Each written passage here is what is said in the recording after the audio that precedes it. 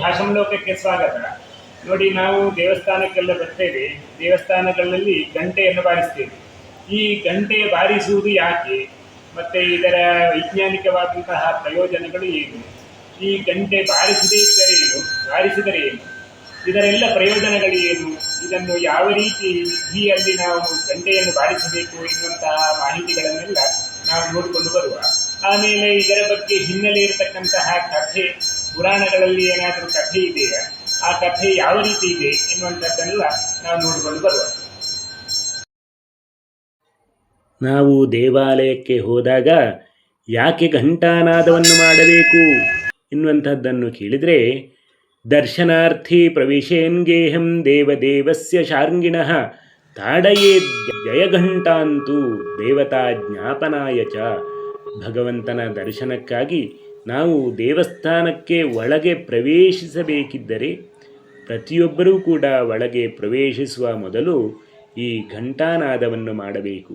ದರ್ಶನಾಕಾಂಕ್ಷಿಗಳು ತಾವೆಲ್ಲರೂ ಕೂಡ ಭಗವಂತನಿಗೆ ತಾನು ಬಂದಿದ್ದೇನೆ ಎಂಬುವಂತಹದ್ದನ್ನು ನಿವೇದಿಸಿಕೊಳ್ಳುವುದಕ್ಕೋಸ್ಕರ ದೇವತಾ ಶಕ್ತಿಗಳನ್ನು ಜಾಗೃತಗೊಳಿಸಲು ಈ ಘಂಟಾನಾದವನ್ನು ಮಾಡಬೇಕು ಎನ್ನುವಂತಹದ್ದು ನಮ್ಮ ಹಿರಿಯರ ಅಭಿಪ್ರಾಯವಾಗಿದೆ. ಪೂಜೆಯ ಆರಂಭದಲ್ಲಿ ನಾವು ಗಂಟೆ ಬಾರಿಸ್ತೇವೆ.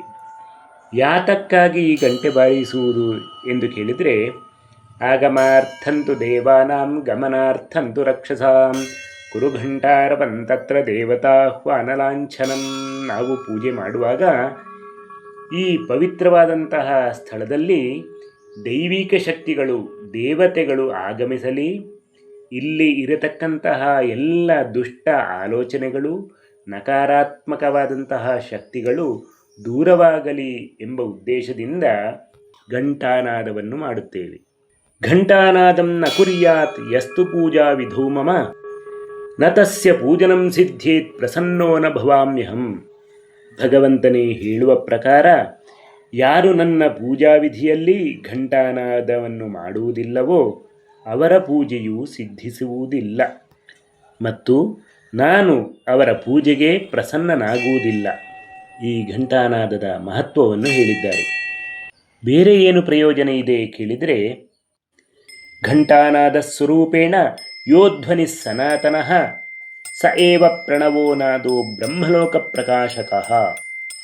ಘಂಟಾನಾದದಿಂದ ಹೊರಹೊಮ್ಮುವ ಆ ಧ್ವನಿ ಅಂದರೆ ಓಂಕಾರ, ಇದು ಮನುಷ್ಯನಿಗೆ ಬ್ರಹ್ಮಜ್ಞಾನದ ಬೆಳಕನ್ನು ಕೊಡುತ್ತದೆ ಅಂತ ಈ ಶ್ಲೋಕಾರ್ಥ. ಈ ಘಂಟಾನಾದವನ್ನು ಯಾವಾಗ ಮಾಡಬೇಕು ಕೇಳಿದರೆ, ಸ್ನಾನೇ ಧೂಪೇ ತಥಾ ದೀಪೇ ನೈವೇದ್ಯೇ ಭೂಷಣೇ ತಥಾ ಘಂಟಾನಾದಂ ಪ್ರಕುರ್ವೀತ ತಥಾ ದೇವ ಪ್ರದಕ್ಷಿಣೆ.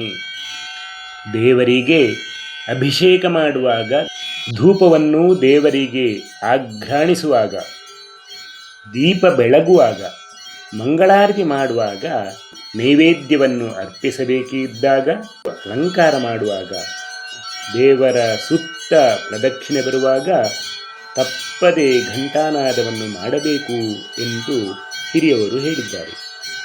ವೈಜ್ಞಾನಿಕ ಕಾರಣಗಳು ಏನಿರಬಹುದು? ಈ ಘಂಟಾನಾದ ಮಾಡಿದಾಗ ಅದರಿಂದ ಹೊರಹೊಮ್ಮುವಂತಹ ನಾದವು ಕನಿಷ್ಠ 7 ಸೆಕೆಂಡುಗಳ ಕಾಲ ಆ ವಾತಾವರಣದಲ್ಲಿ ಇರುತ್ತದೆ. ಈ ಧ್ವನಿ ನಮ್ಮ ಕಿವಿಗೆ ಬಿದ್ದಾಗ ಅದು ನಮ್ಮ ದೇಹದಲ್ಲಿ ಇರತಕ್ಕಂತಹ ಚಕ್ರಗಳನ್ನು ಪ್ರಚೋದಿಸಿ ಅಲ್ಲಿರುವ ರಕ್ತದ ಪರಿಚಲನೆಯನ್ನು ಉತ್ತಮಗೊಳಿಸುತ್ತದೆ.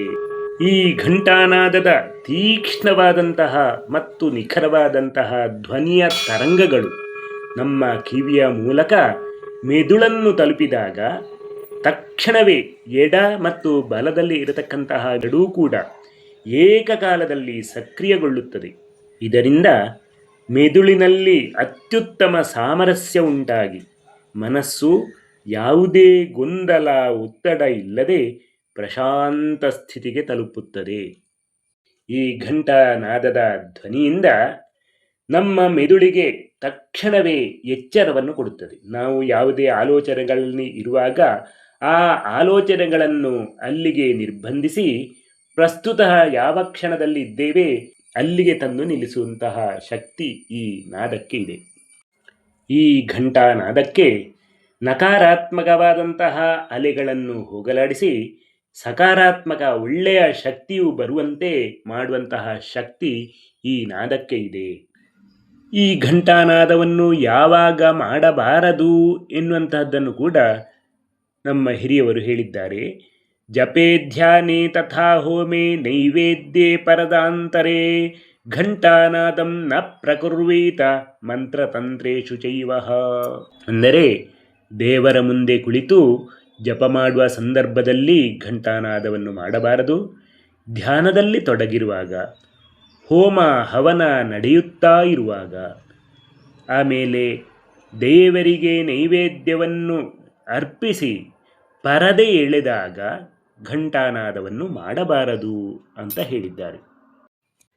ಈ ಘಂಟಾನಾದವನ್ನು ಮಾಡುವ ಕ್ರಮ ಹೇಗೆ ಎನ್ನುವಂಥದ್ದನ್ನು ಈ ರೀತಿ ಹೇಳಿದ್ದಾರೆ. ವಾಮೇನ ಘಂಟಾನಾದಂಚ ದಕ್ಷಿಣೇನ ತು ಪೂಜನಂ ಕುರ್ಯಾದೇವಂ ಮಹಾಪ್ರಾಜ್ಞಃ ಸರ್ವಸಿದ್ಧಿಮವಾಪ್ನುಯಾತ್.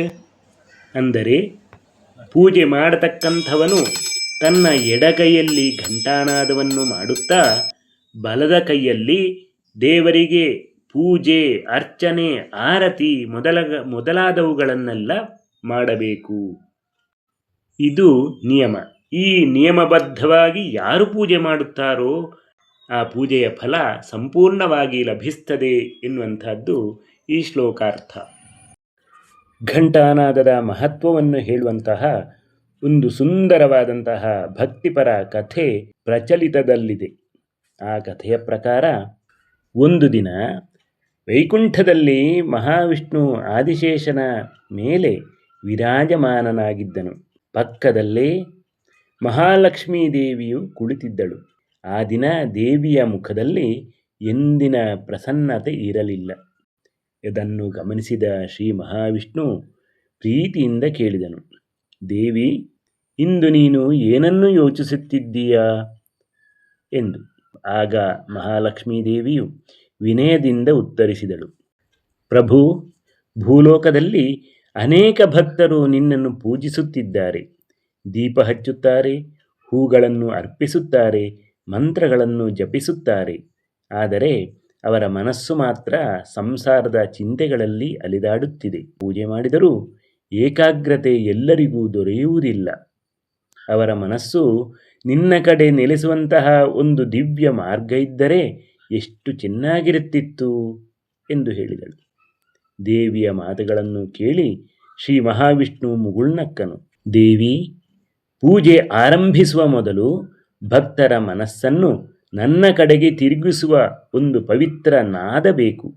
ಆ ಕಾರ್ಯವನ್ನು ನೀನೇ ಮಾಡು ಎಂದನು. ಮಹಾಲಕ್ಷ್ಮೀ ದೇವಿ ತನ್ನ ದಿವ್ಯ ಶಕ್ತಿಯಿಂದ ಪ್ರಕಾಶಮಾನವಾದ ಒಂದು ಸುಂದರ ಘಂಟೆಯನ್ನು ಸೃಷ್ಟಿಸಿದಳು. ಅದನ್ನು ನೋಡಿ ಶ್ರೀ ಮಹಾವಿಷ್ಣು ಹೀಗೆ ಹೇಳಿದನು, ಈ ಘಂಟಾನಾದವು ಭಕ್ತರ ಮನಸ್ಸನ್ನು ಚಂಚಲತೆಯಿಂದ ಹೊರತೆಗೆದು ಭಕ್ತಿ ಮತ್ತು ಏಕಾಗ್ರತೆಯಿಂದ ಪೂಜೆಗೆ ಸಿದ್ಧಗೊಳಿಸಲು ಆಗಿದೆ. ಆದ್ದರಿಂದ ಪೂಜೆ ಆರಂಭಿಸುವ ಮೊದಲು ಭಕ್ತಿಯಿಂದ ಈ ಘಂಟೆಯನ್ನು ಮೊಳಗಿಸಲಿ. ಈ ಮಂಗಳನಾದ ಕೇಳಿದಾಗ ಅವರ ಮನಸ್ಸು ಲೋಕದ ಚಿಂತೆಯನ್ನು ಬಿಟ್ಟು ನನ್ನ ಸ್ಮರಣೆಯಲ್ಲಿ ನೆಲೆಸಲಿ. ಆ ಬಳಿಕ ದೇವತೆಗಳು ಮೊದಲ ಬಾರಿಗೆ ಆ ದಿವ್ಯ ಘಂಟೆಯನ್ನು ಮೊಳಗಿಸಿದರು.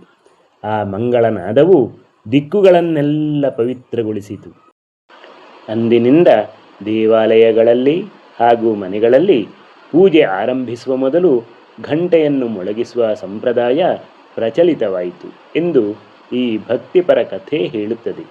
ನೋಡಿದ್ರಲ್ಲ ವೀಕ್ಷಕರೇ, ನಮ್ಮ ಹಿರಿಯರು ಒಂದು ಆಚರಣೆಯನ್ನು ತಂದಿದ್ದಾರೆ ಅಂತ ಹೇಳಿದರೆ ಅದಕ್ಕೆ ವೈಜ್ಞಾನಿಕವಾದ ಹಿನ್ನೆಲೆ ಇದೆ ಎನ್ನುವಂಥದ್ದನ್ನು ನಾವು ನೋಡಿಕೊಂಡು ಬಂದಿದ್ದೇವೆ. ಹಾಗಿದ್ದರೆ ನಾವು ಇನ್ನು ಮುಂದಿನ ವಿಡಿಯೋದಲ್ಲಿ ಭೇಟಿಯಾಗೋಣ. ನಮಸ್ಕಾರಗಳು.